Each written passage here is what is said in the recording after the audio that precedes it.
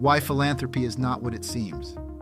Have you ever wondered why the super rich are so often praised for philanthropy, even though inequality and poverty still exist? Philanthropy is often seen as a way for the wealthy to give back and help those in need, but it's not always what it seems. Now you might be wondering what could be wrong with helping the less fortunate. On the surface, philanthropy may appear to be a powerful tool for creating lasting positive change in the world, but dig a little deeper and you'll discover that there's much more to the story. In this video, we are going to take a closer look at philanthropy and its complexities. We will investigate the constraints of charitable giving as well as its possible undesirable outcomes. At the end of this video, you may reconsider your prior beliefs about philanthropy and its effects on society. So let's get started. Before we start, make sure you give this video a big thumbs up, subscribe to the channel, and press the bell icon to stay tuned to our latest videos. With that said, let's get started. But first, let's take a closer look at what philanthropy actually is. At its core, philanthropy is the act of giving money or resources to charitable causes or organizations. But that's really just the tip of the iceberg. Philanthropy can take many forms and can be motivated by a variety of factors. But where did philanthropy come from? Let's take a look at long and complex history of philanthropy. Philanthropy has been around for centuries, with examples of charitable giving even in ancient civilizations like Egypt and Greece. However, the organized form of philanthropy known today began in the 19th century when industrialization led to increased wealth among a few individuals. What we mean by organized philanthropy is exemplified by Andrew Carnegie, a steel magnate who believed the wealthy had an obligation to use their resources to make society better. To do this, he established foundations and trusts aimed at distributing his accumulated wealth for charitable causes. Today, philanthropy continues to evolve and take on new forms. Some philanthropic efforts are motivated by a desire to make a positive impact on the world, while others are driven by a desire for tax breaks or to boost public image. Philanthropy can take the form of individual donations, corporate giving, and even government-sponsored programs. Philanthropy may seem like a noble endeavor, but the reality is far from straightforward. Unfortunately, there are ethical issues associated with this form of charitable giving. For instance, when wealthy individuals or corporations donate to causes they deem important, they can have considerable power over these causes and their recipients. There is also a lack of transparency in philanthropic transactions, making it difficult to track donations and ensure they are used efficiently and effectively. Additionally, philanthropy can sometimes have the unintended consequence of fostering greater inequality in society. By focusing on providing immediate relief rather than tackling the deeper causes of social problems, philanthropy can actually create an uneven playing field where those with the resources to give have an advantage over those who don't. An example of this is the way some wealthy individuals or corporations can use their donations to influence the public sector and shift resources away from those who are most in need. Therefore, it's important that philanthropy be viewed critically and undertaken with a clear understanding of its potential pitfalls. So you can see that philanthropy is not a straightforward concept, but rather a complex and evolving practice that is subject to various influences. Now you might wonder why this is important. The answer lies in the fact that by understanding the complexity of philanthropy, we can start to think more critically when it comes to tackling social issues and striving towards building a more equitable world. Now that you know a bit more about philanthropy, here are some interesting facts about this often misunderstood practice. Some interesting facts about philanthropy. 1. Philanthropy is largely driven by the wealthy. It's no secret that wealth has a huge impact on philanthropy, and not in the way you might think. A report by the Institute for Policy Studies revealed that of all the wealth in America, 42% is controlled by just 1% of people. That means that the majority of charitable giving comes from wealthy individuals and corporations, with Giving USA reporting that the top 1% of households accounted for over a third of all donations in 2017. These numbers suggest that philanthropic giving is motivated by those who have the most money, not necessarily those who are best informed about society's needs. This raises questions about whether philanthropy is truly being used to benefit the greater good, or if it's simply a tool for the wealthy to exert control over social and political issues. Indeed, when charitable giving is disproportionately driven by those with the most wealth, there is a risk that resources may not be allocated to where it's needed most. 2. A tool for preserving wealth for the rich.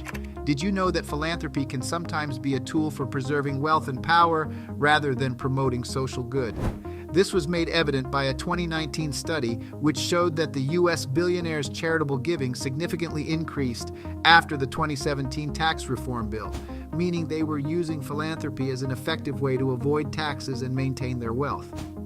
It's important to remember that although it can have positive outcomes, philanthropy is not always driven only by altruistic motives. In some cases, wealthy individuals may use it to boost their public image or gain social status and prestige, rather than to make a meaningful difference. Others might use it as an opportunity to push their own interests or values, regardless of the opinions of the broader community. When it comes to using philanthropy as a way of preserving wealth and power, it's important to understand that this approach can often result in further fostering existing inequalities. By only focusing on issues that are of interest to donors, instead of the actual needs of the communities they're trying to help, philanthropy can end up reinforcing the same power structures it's meant to combat.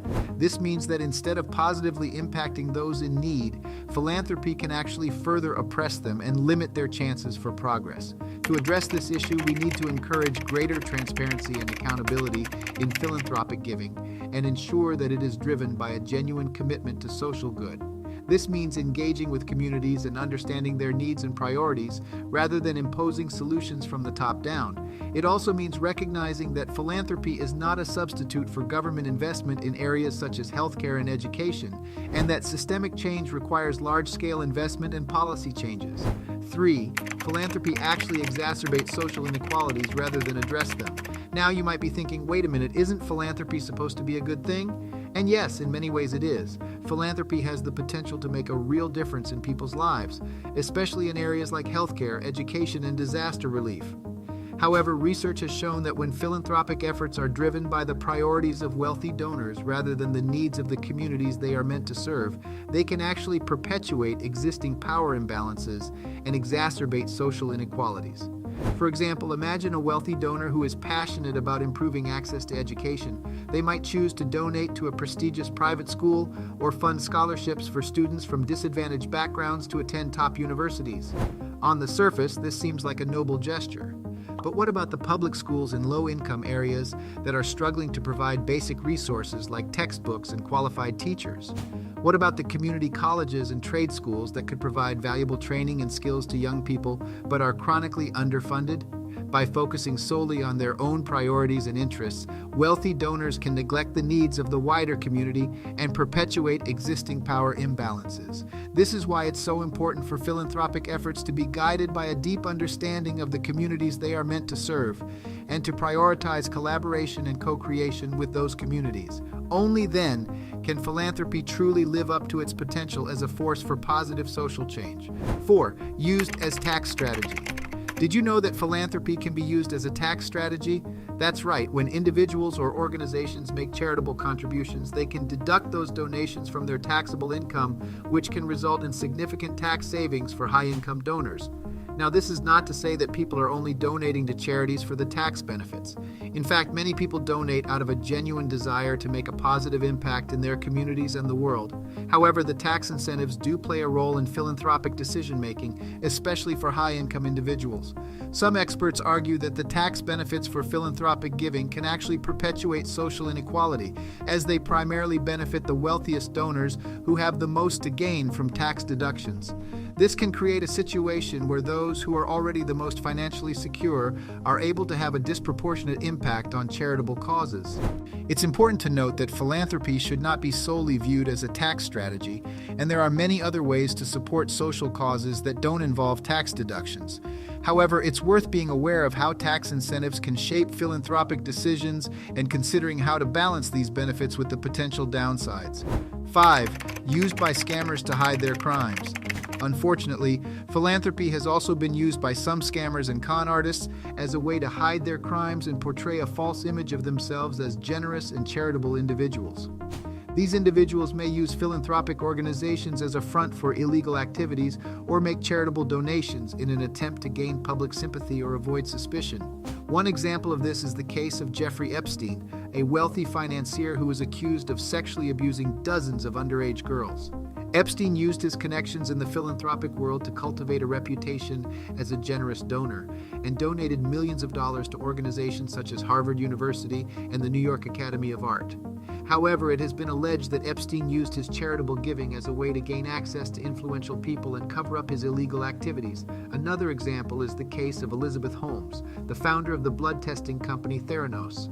Holmes was known for her philanthropic efforts, including donating millions of dollars to education initiatives and appearing on the cover of Fortune magazine as one of the world's most promising young philanthropists. However, it was later revealed that Theranos had engaged in fraudulent practices, including misrepresenting the accuracy of its blood tests, and that Holmes had used her philanthropic image to gain public trust and deflect criticism. These cases highlight the potential dangers of relying solely on philanthropy as a measure of someone's character or moral standing. While philanthropic giving can certainly be a positive force for good, it's important to be aware of how it can be used to manipulate public opinion and cover up wrongdoing. So there you have it, the good, the bad, and the ugly of philanthropy. While it can certainly be a powerful force for positive social change, there are some potential downsides to consider as well. Ultimately, it's important to recognize that philanthropy is not what it seems on the surface, and to take all of these factors into consideration when making decisions about giving.